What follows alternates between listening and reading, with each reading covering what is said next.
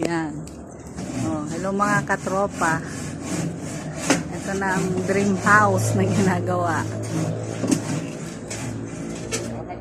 Ayan. Ang sukat po nito ay 8 by 10.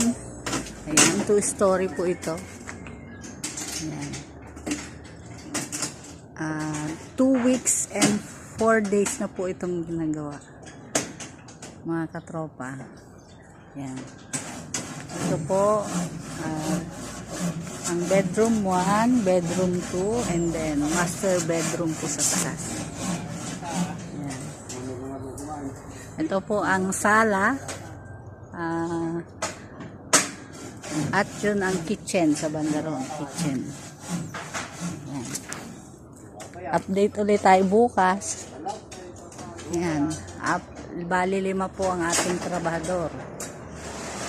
Mag-comment nga po, please comment kung mabilis ba o mabagal ang ating mga trabaho.